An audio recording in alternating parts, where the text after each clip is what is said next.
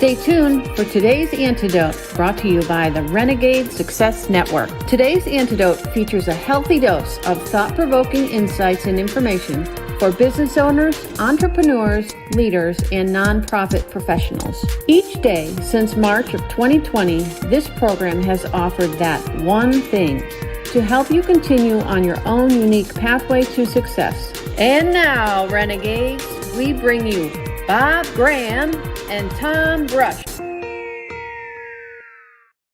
Hey, Tom, happy Thursday.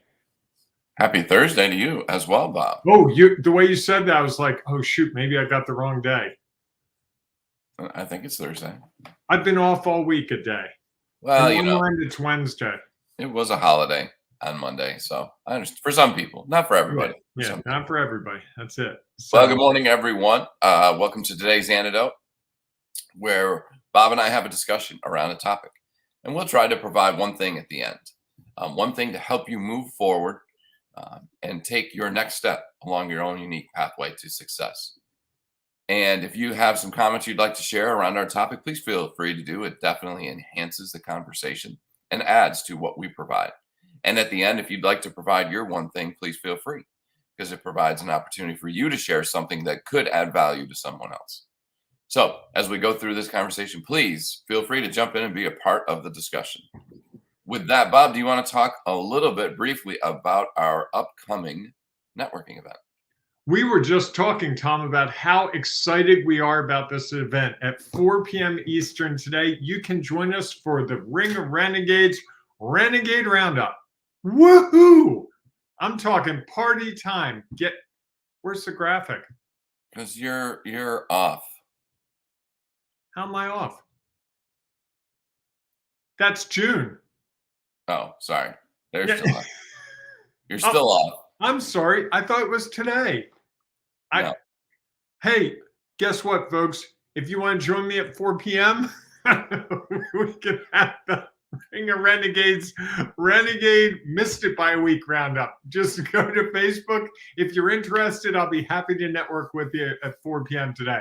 But hey, folks, it's actually next Tuesday, 8:30 a.m. That's right, 8:30 a.m., Tuesday, July 14th. I've got my calendar all messed up today. It is just going to be one of those days. Tom, this is the first time in over 350 episodes that I've actually wanted to erase the last 2 minutes and 52 seconds and start over again. Nah, come on. It's not the first time. Okay, fair enough. There have been some other times when you've been put on the hot seat that you probably would like to go back and erase it. Yes. Anyhow, so now that we know that our networking event is next Tuesday, it's always the second Tuesday and the fourth Thursday of the month. So we hope that we will see you there. So this week we've been talking about branding, and we talked a little bit about what it was. We talked a little bit about brand confusion yesterday. And today we want to talk a little bit about leveraging your brand so that it can benefit you, your organization, what you're trying to accomplish. So Bob, do you have some thoughts about that? I do. And I know what day it is and what's going on. Sure. I've got so much validity now for my thoughts. Why would you listen to me if I can't even get my day straight? But that being said, I started my first company, a marketing company, about 11, 12 years ago. And it took me almost 18 months to feel like the branding was working. And I remember specifically, I went to a meeting, and I think I shared this the other day, and I had said something about, I don't even remember, helping you find the people you want and need, who want and need what you're selling. I finally came up with that phrase. And that was the catalyst. And I had 3 people come up to me after that meeting and say, hey, I want to learn more. That had never happened before. So I finally got that right branding. And once I realized that, and I had 3 people at one meeting, I went to other meetings and said the same thing, and people started to pay attention. And I started to use that branding consistently everywhere I went. I would talk that way. That would be almost, you could almost hear it. If you were standing behind me, it'd be like, oh, here goes Bob. He's going to say his name, his company name, and that thing. And over time, people started to hear it over and over and over, and it started to resonate. We talked about this a week or so ago, I think, or a couple of days ago, Geico. How many times have they had their ad that says it takes 15 minutes to get insurance? I know I've seen that ad at least 4 million times. I'm probably not that far off because I watch a lot of sports and it's on a lot of sports programming. Okay. But it's the consistency of that message that is how you leverage it. And also sharing it openly wherever you go. I was famously at the funeral for my father-in-law. He died very young, and I was at the pool afterwards. They had the funeral and all that, and then we went to a family house to just get together. And I was sitting at the pool talking to a woman, and one thing led to another, and we started talking about business. When she said, "What do you do?" I told her that thing, and she was like, "That's exactly what I need." It can happen anywhere. Sure. Well, and that's part of leveraging that brand. When you figure out what your brand is, and when you're true to your brand, the more places you share it, the better off you're going to be. Well, and it's interesting as you were talking about that. I got thinking about the brand. The first thing we usually think about of our brand is our name, of either our own name or our business name. And when people come up with business names, they come up with it in a lot of different ways. And when you put your business name out there, it's amazing. You think it's like the greatest thing ever because you come up with it and you're like, "Oh, this is perfect." Because you know why that name works so well, but no one else knows what it is. So until you have the tagline after it or the branding that you use around it, your business name may not mean anything. You think about, what does Advancement Designs mean? What does Renegade Success Network mean? What does Serious Soft Skills? What does McDonald's, Xerox, Right. Nike? All of those name brands that we know so well, we know them because of the branding they have done around their name and the messaging they have used. And I think that, unless you're very clear and specific, like Joe's Garage, and even with Joe's Garage, it could be a restaurant. It could be a place where they're selling antiques. It could be a place where they fix your cars, or maybe they only fix like appliances in your house. And so I think until we figure out the messaging that goes with whatever our real brand is, which is our name, either us personally or our company, people really don't understand who and what it is. When you say a famous person, you would know exactly what their brand is. When you say Serena Williams, you would know what her brand is. When you say Taylor Swift, you would have an idea of what their brand is. Shake it off. Shake it off. Shake it. Haters gonna hate. Sorry, I'm a big Taylor Swift fan. I'm a Swiftie. Oh. Good old Tay-Tay. So you would know a little bit about what her brand is. I do. And I think others would be like, "Yeah, I've heard of her, but I don't really know much about her," which you would find hard to believe, and others would that would be their case. So I think it's really about understanding that, yes, we have a name for ourselves or for our business. Until we really get clear on who we're trying to serve and how we're trying to serve them, our brand doesn't mean a whole lot. It's just a name, a logo, whatever it is that we define as who or what we are. And I think when you start to really dive into that, into leveraging why it matters to other people, is when really your branding can take off. Remember when Nike first came out, Tom, in the late 70s, I believe, and everyone was calling them Nike? Sure. Right. And what's that thing? What's that check mark? What's that? No one knew that it was the Nike swoosh, which now, there are young people listening to this going, "Come on, everyone knew it as the Nike swoosh." I'm telling you, it was on shirts, and it would be like, "Oh, who's Nike?" Yeah, and so they had to build that brand. They had to do that, and I can remember, what was it, Adidas, which I believe in Europe they call Adidas. And we had some confusion over that name. Right. And it was just something new. Even Google. Remember when Google first came out? It was like, what what is this thing? You're really showing your age. But here's the thing: you have those historical examples, and Sure. more recently, I didn't know what Uber was when first people were like, "Hey, I'm Ubering." You're what? TikTok. Yeah, How TikTok. do you pronounce it? What is it? Why does it matter?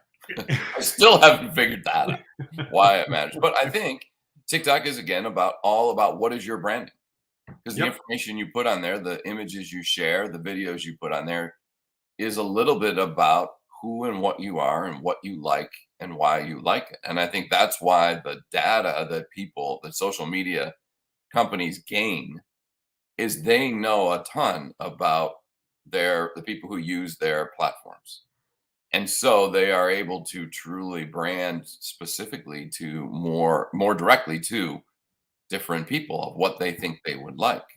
YouTube has got this whole algorithm where if you watch this video, they know that this is a little bit a part of what it is. So they're going to drive other information to you. So they are branding themselves as, hey, you want to find video that you like? Come to our page. And you'll be able to consistently see things that we think fits with what you're looking for. And we do that ourselves. That's how we market, right? Right. Sorry, did I cut you off? You blipped out for a second. Okay. I was going to say we have an algorithm in our heads as well, right? If I say to you, Tom, hey, I do soft skills training, you go, oh, wow, I'm really into soft skills. I'm going to deliver different content to you than I would to someone who goes, what are soft skills? So we do that in real time. That's part of the brand. Part of the brand is when people go, hey, I like that idea. You start focusing more on them, right? You don't go to a networking event and go, oh, there's a person I've never met before that I don't know anything about. You go to the person like, hey, that's the guy I talked to last month at this meeting. I should reconnect with him because he seemed like he was somewhat interested. Right. So we use that same algorithm, and the branding is what gets us to that place where we can start to think about who we really want to talk to. You can't talk to everyone. Everyone's not going to buy your product or service. Not going to happen. I don't care who you are, what you are, it won't happen. Well, and you're not going to be able to, you're not going to attract them. Because if you're not leveraging the branding by being consistent, you're not going to be able to understand who it is and why you would go to them for what you're trying to accomplish. And McDonald's never said what they did. People will be like, I'm not really sure I know what this is. Why am I going to go there? Right. So I think as we look at that, we try to figure out how to best describe who and what we are. And that's one way to leverage it. So as we wrap this up today, Bob, what's your one thing about leveraging? I think it is that you've got to be consistent in that messaging. When you find words that resonate, whatever they are, and I bet I've tried 500 combinations with various people. For my marketing company, probably 200, 300 with my more recent company. I think it's important to, when someone whoa, tell me more, pay attention to that. I think one of the things you hear often is people don't stay consistent with their branding. You see them at the networking event in June and they said it one way, in July they said another way, in August they said another way, and you're like, okay, what do these guys do? Right, sure. And the more, if you think back to the Nike example, just do it. That was their consistent message. It was on shirts, it was everywhere. Just do it. No one ever defined what it was. Right. Ever. They only defined it by the people who were saying the message or who were in the and wearing the shirts. Right. Because they tended to be the athletic people. Right. Just like the people more recently here in Baltimore, Under Armour. Right? Sure. You wore those tech shirts and you immediately could, oh, you're an athlete. Yeah, I am. How'd you know? Because you're wearing an Under Armour shirt, and those show that you care about, moisture wicking and all that stuff. Didn't know I could get to moisture wicking, did you? No, wasn't sure how you're going to get there, but okay, you did it. So I think what's your one thing, Tom? So mine is, I think that it's it's not to assume that people understand everything you do. I used to work in an organization, and they felt like we had a brand. It was a higher education, and they felt like the brand of our annual fund stood out and people knew what it was. They knew when we sent a mailing that this is what it was, why they were being mailed, what the intention was. And I think because we understand exactly why we created this brand, what the name is, what it's all about, we intimately know who we are, what our business is. We often assume that because we have done some branding, everybody knows who we are and what we do and why we do it. And I think that assumption hurts us, and it doesn't give us a chance to truly leverage it. And we need to constantly remember everyone else doesn't pay as much attention to our brand as we do. So we intimately know it. We have to continuously leverage and talk about our brand so that others get it ingrained in their head that this is what it's about. Just like Nike has now become a brand that everybody knows.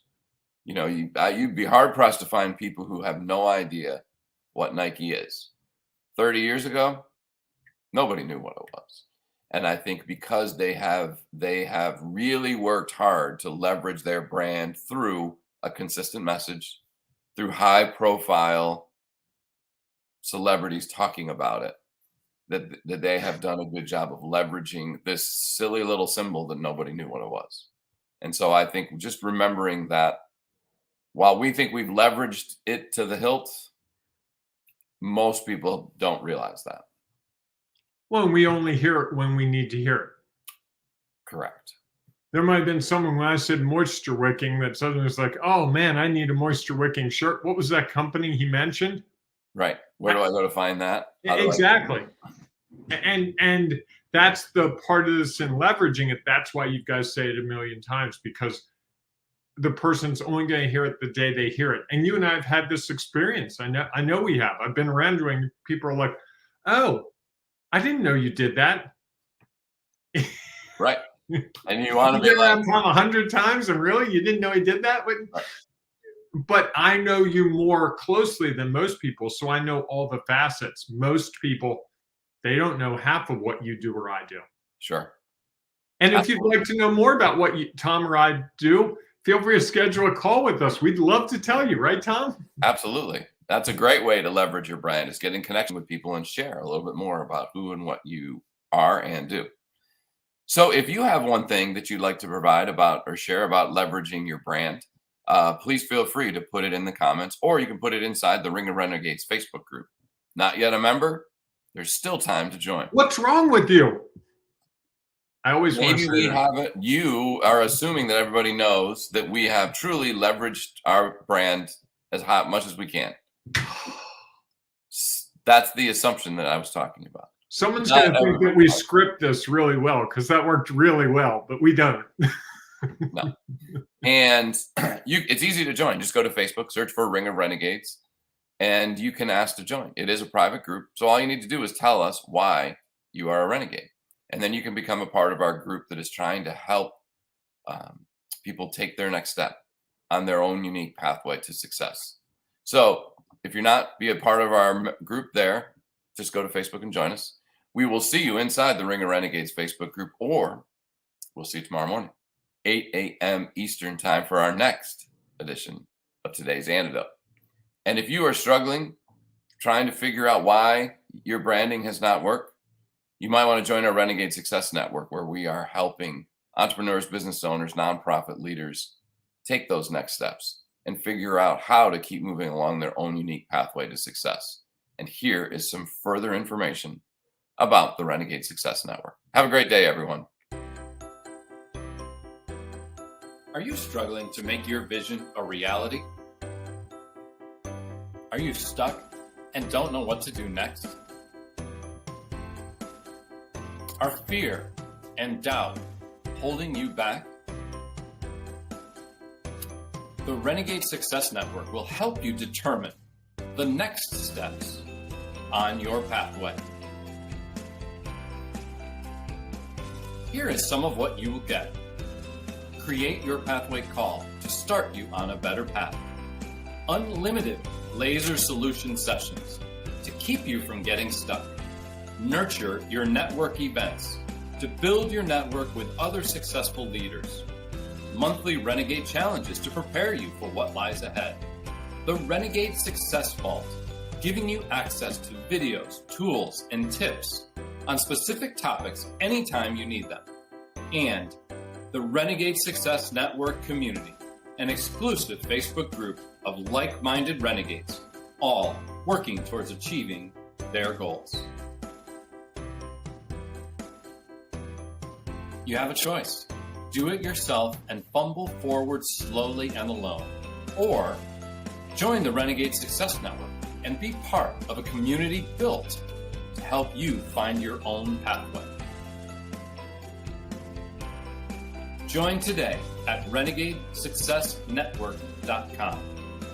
Act now and jumpstart your journey on your own pathway to success.